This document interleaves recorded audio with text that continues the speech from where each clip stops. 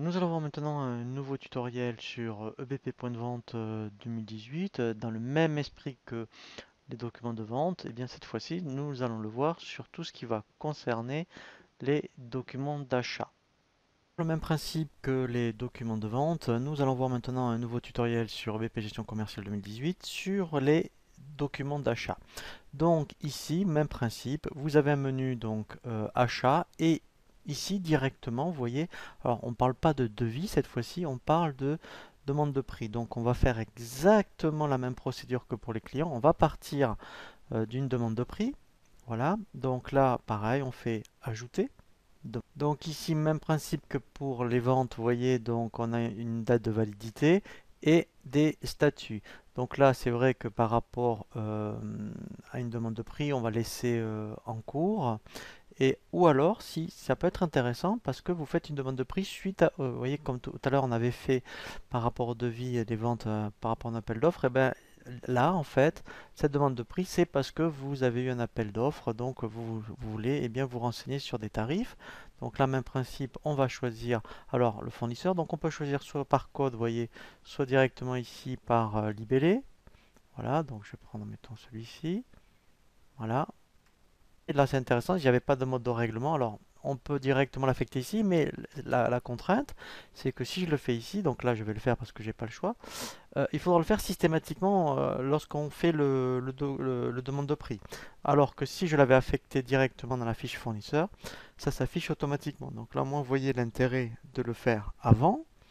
Donc même principe après ici, donc je vais rajouter mes articles pour mes demandes de prix. Ben, justement, j'avais des devis pour des figurines. Donc là, moi, je sais que voilà, hein, la demande de prix était à 19,80 €. Donc ce qui est intéressant, on fera exprès après de changer par rapport à la commande. On verra si c'est toujours ce tarif. On fera exprès de le changer. Donc là, eh bien, en fait, je vais en rajouter. Voilà.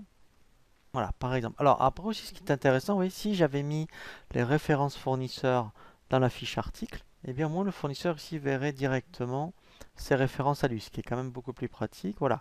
Donc même principe, eh bien j'ai l'onglet ici récapitulatif. Voilà, donc là, eh bien, j'ai un résumé en pied de page de ma demande de prix. Pareil pour l'adresse de facturation. Donc là, c'est intéressant, hein. Donc là, on peut dire, eh bien, donc là, par rapport à l'adresse de facturation, si c'est la principale ou une autre, et l'adresse de livraison, là, ça pourrait être intéressant de dire, vous voyez, dire, ah ben non, ça ne sera pas identique à l'adresse de facturation, mais ça sera chez le client. Voilà. Bon, après, il faudrait les chercher. Après, voilà. Et là, ça, c'est super, hein. Et là, vous pouvez les choisir directement déjà le client pour lequel le fournisseur devra faire la livraison. Voilà. Donc ça, sincèrement, c'est vraiment bien, hein. Enfin, je trouve ça vraiment très pratique, hein. Voilà. Et après, donc, complément. Voilà. Donc là, après, ben, on a des informations justement par rapport au commercial qui est affecté et à la marge nette. Voilà. Donc après, même principe. Donc après, bien sûr, eh bien, je fais un aperçu hein, de ma demande de prix avant de l'envoyer. Voilà, donc après, vous voyez, si tout est conforme, après je l'envoie à mon fournisseur. Donc après, même principe. euh, Si après, donc, par rapport à ma demande de prix, eh bien, le fournisseur me dit, eh ben, ok, sauf que il y a un tarif qui a changé. Donc on va faire exprès.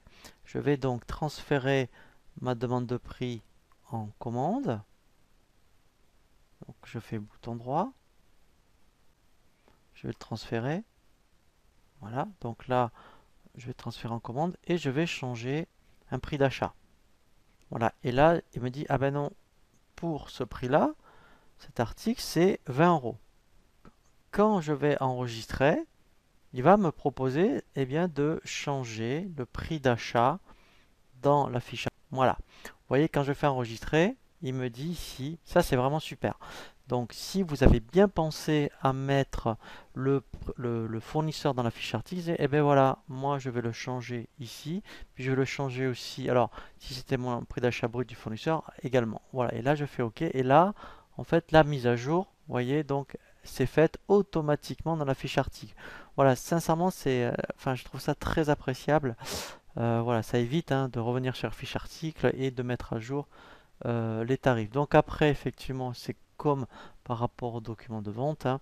On a les mêmes onglets, sauf que là, pareil, on a l'onglet acompte, donc on le verra justement tout à l'heure par rapport à des cas particuliers, ben justement pour tout ce qui est règlement et les acomptes et factures d'acompte.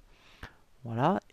Donc après, eh bien, ensuite, lorsque donc la commande, donc on accepte la commande, donc après vous allez recevoir la marchandise, donc ici après donc je vais la transférer, voilà. Donc là on parle de bon de réception. Alors après on verra les cas particuliers aussi quand on peut regrouper soit plusieurs commandes en bon de réception ou plusieurs bons de réception en une facture. Voilà, donc là même principe, je fais lancer, voilà. Et là, j'ai l'historique donc de la provenance, ça dit donc c'était suite à une demande de prix puis donc à une commande, voilà. Et après dernière étape, donc là je vais transférer, vous voyez, en facture, voilà.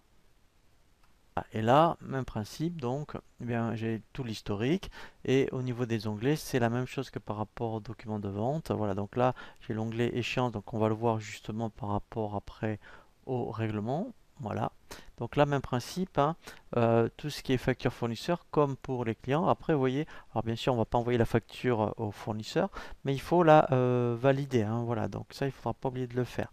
Voilà, et après, quand je sors, ce qui est intéressant, ici, voilà, donc dans mes documents d'achat, donc j'ai d'abord mon devis, voilà, et vous voyez que après je le retrouve ici, voilà. Donc là je sais que c'est ma commande, mon bon de réception, voilà, et en fait après ma facture. Voilà.